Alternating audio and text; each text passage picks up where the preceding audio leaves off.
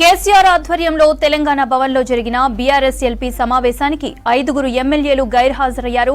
MLA Manikya Rao, కొత్త ప్రభాకర్ రెడ్డి, బండారు లక్ష్మారెడ్డి, పద్మారావు గౌడ్, తలసాని శ్రీనివాస్ యాదవ్ సమావేశానికి దూరంగా ఉన్నారు.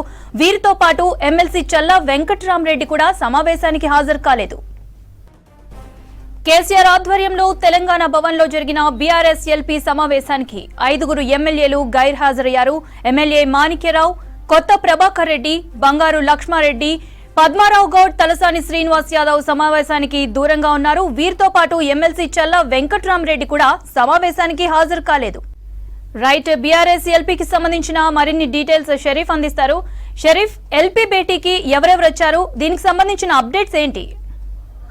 అసెంబ్లీ సమావేశాల కంటే ముందే ఎల్పీ సమావేశం కావాలనేది కూడా కేసీఆర్ నిర్ణయంగా తెలిసింది. సో దాని ప్రకారమే ఆల్రెడీ అందరికీ కూడా సమావేశాన్ని పాస్ చేసినారు. అందులో ఎమ్మెల్సీలు, ఎమ్మెల్యేలు అందరినీ కూడా రావాలనేది కేసీఆర్ నుంచి వెళ్ళినటువంటి సారాంశం. మొత్తం 26 మంది ఎమ్మెల్సీలు కాగా 20 మంది ఎమ్మెల్యేలకు సంబంధించినటువంటి 28 మంది ఎమ్మెల్యేలకు సంబంధించినటువంటి వాళ్ళంతా కూడా రావాలనేది కూడా కేసీఆర్ సారాంశం. కాకపోతే 5 మంది ఎమ్మెల్యేలు గైర్హాజరయ్యారు. మరో ఒక ఎమ్మెల్సీ చల్లం వెంకట్రావు, ఆయన కూడా గైర్హాజరయ్యారు. గోరెటి వెంకన్న కూడా చివరి నిమిషంలో, అంటే సమావేశం ఇంకొక 10 నిమిషాలు అయితే ముగుస్తుందనంగా ఆయన వచ్చారు. గ్రేటర్ పరిధికి సంబంధించి ఎమ్మెల్యేలను చూసుకుంటే మొత్తం 3 గైర్హాజరయ్యారు. ఉప్పల్ బండారు లక్ష్మారెడ్డి, సనత్ నగర్ ఎమ్మెల్యే తలసాని శ్రీనివాస్ యాదవ్, సికింద్రాబాద్ పద్మరావు గౌడ్, పజ్జన్న ఈ గ్రేటర్కి సంబంధించినటువంటి ఎమ్మెల్యేలు. దాంతోపాటు జైరాబాద్ ఎమ్మెల్యే మాణిక్యం రావు, ఆయన కూడా గైర్హాజరయ్యారు. అయితే వాళ్లకు అంటే గైర్హాజరుకు సంబంధించినటువంటి సమావేశం అఫీషియల్గా ఇటు పార్టీ చెప్పనప్పుడు కూడా మనం మాట్లాడే ప్రయత్నం చేస్తాం. మాణిక్యరావుకి సంబంధించి చూసుకుంటే కనుక ఆయన గత కొద్ది రోజుల నుంచి అనారోగ్యంతో బాధపడుతున్నారు. యశోద ఆసుపత్రిలో చికిత్స పొందుతున్నారనేది కూడా ఆయనకు సంబంధించినటువంటి వర్గం నుంచి వినిపించినటువంటి సమాచారం. ఇక తలసానికి సంబంధించి కావచ్చు, అదేవిధంగా పజ్జన్నకు సంబంధించినటువంటి వ్యవహారంలో అంటే తలసాని ఎందుకు గైర్హాజరయ్యారనేటువంటి అంశం పైన మాత్రం ఇంకా క్లారిటీ లేదు. కాంటాక్ట్ అవ్వాలని చూసినప్పుడు కూడా ఫోన్ మాత్రం లిఫ్ట్ చేయనటువంటి పరిస్థితి. మరోవైపు అసెంబ్లీ సమావేశాలకు ఇవాళ అసెంబ్లీ సంతాప తీర్మాన సభ ఉండడంతో అసెంబ్లీకి ఆయన మాత్రం అటెండ్ అయినారు. అసెంబ్లీ అయిన తర్వాతనే వెంటనే ఇక్కడ కేసీఆర్ అధ్యక్షన ఎల్పీ సమావేశం ఉంటుందనేటువంటి సమాచారాన్ని ముందుగానే బీఆర్ఎస్ హైకమాండ్ నుంచి అందరికీ కూడా వెళ్ళింది. మరి ఎందుకు గైర్హాజరయ్యాల్సినటువంటి అంశం పైన మాత్రం క్లారిటీ లేదు. మరోవైపు పద్మరావు గౌడ్కి సంబంధించినటువంటి వర్గం నుంచి తెలుస్తుంది ఏంటంటే నిన్న అంతా కూడా బోనాల పండుగ జరిగింది.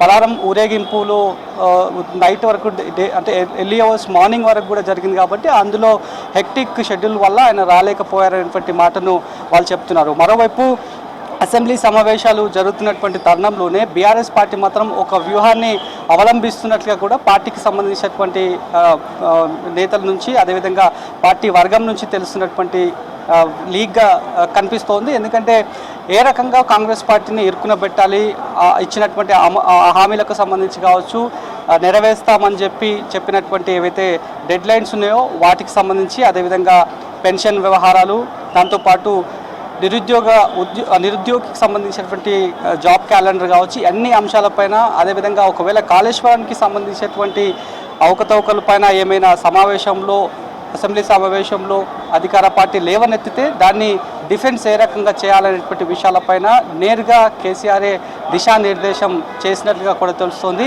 ఎట్టి పరిస్థితుల్లో డిఫెన్స్లో మాత్రం ఖచ్చితంగా కాంగ్రెస్ పార్టీని ఇరుకునబెట్టాలి, ప్రతి అంశాన్ని కూడా లేవనెత్తాలి. ప్రజల్లో ఇప్పటివరకే చాలా వరకు వ్యతిరేకత కాంగ్రెస్ పార్టీ కూడగట్టుకుంది. అధికారంలోకి వచ్చిన కొన్ని నెలల్లోనే ఈ రకంగా అంటే డ్యామేజ్ అయినటువంటి పార్టీ ఏదైతే ఉంది అంటే అది కాంగ్రెస్ పార్టీ. కాబట్టి ఈ అవకాశాన్ని ఖచ్చితంగా సద్వినియోగం చేసుకోవాలనేటువంటి విషయాన్ని అయితే కేసీఆర్ ఎల్పీకి అటెండ్ అయినటువంటి అటు ఎమ్మెల్సీలు, ఎమ్మెల్యేలకు అందరికీ కూడా దిశానిర్దేశం చేసినట్లు కూడా తెలుస్తోంది. కేసీఆర్తో పాటు మాజీ మంత్రి హరీష్ రావు కావచ్చు, జగదీశ్వర్ రెడ్డి, సీనియర్ నాయకులంతా కూడా పార్టిసిపేట్ చేసినారు. మరి అఫీషియల్ బ్రీఫింగ్ ఏమైనా ఉంటుందా లేదా అనేటువంటి విషయాలపైన మాత్రం మీడియా అంతా కూడా ఈగర్లీ వెయిట్ చేస్తోంది. దాదాపు 40 నిమిషాల పాటు నుంచి బీఆర్ఎస్ భవన్లోనే కేసీఆర్కి సంబంధించినటువంటి అధ్యక్షతన ఎల్పీ సమావేశం కంటిన్యూ అవుతున్నటువంటి సిచ్యువేషన్ అయితే కనిపిస్తోంది. నిన్ననే కొన్ని ఎజెండాను మేము రూపొందించామనేటువంటి విషయాన్ని చెప్పారు. దాంట్లో భాగంగానే ఈసారి జరుగుతున్నటువంటి అసెంబ్లీ సమావేశాలకు, అంటే కాంగ్రెస్ పార్టీ అధికారంలోకి వచ్చిన తర్వాత రెండవసారి అసెంబ్లీ సెషన్స్ నడుస్తున్నాయి కాబట్టి ఈ సెషన్స్కైనా ఆయన హాజరవుతారా లేదా అనేటువంటిది ఇంట్రెస్టింగ్గా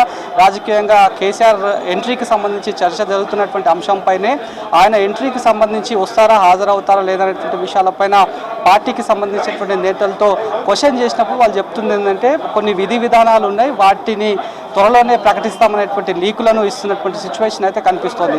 మరి ఏ రకంగా అసెంబ్లీ సమావేశాల్లో బీఆర్ఎస్ పార్టీ భావిస్తున్నటువంటి దాని ప్రకారం కాంగ్రెస్ని ఇరుకున పెట్టాలని చెప్పి బీఆర్ఎస్ పార్టీ భావిస్తోంది. మరోవైపు కాంగ్రెస్ పార్టీ ఎప్పుడైతే అధికారంలోకి వచ్చినప్పటి నుంచి డే 1 నుంచే చెప్తుంది కాళేశ్వరంలో అవకతవకలు జరిగినాయి, విద్యుత్ శాఖలో అవకతవకలు జరిగాయనేటువంటి అంశాన్ని కాంగ్రెస్ పార్టీ చెప్తుంది.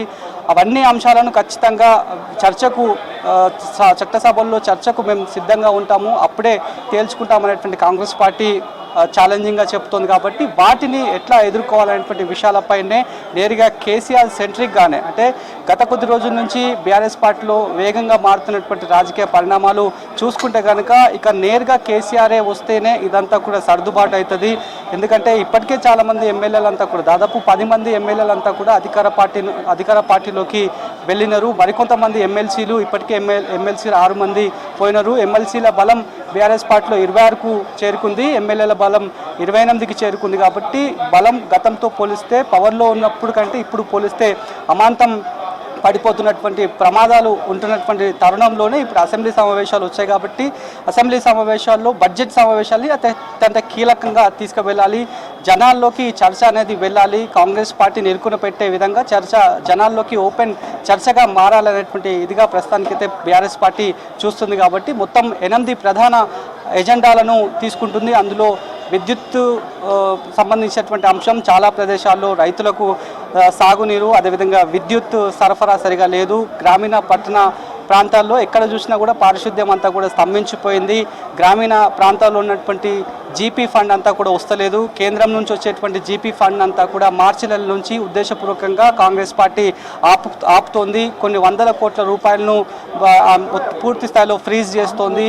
అదంతా కూడా గ్రామీణ ప్రాంతాలకు చెల్లించకుండా తానే సొంత ఖజానాలో వేసుకుంటుంది. ఇవన్నీ ప్రధాన ఎజెండాలను బీఆర్ఎస్ పార్టీ అయితే సిద్ధం చేస్తోంది.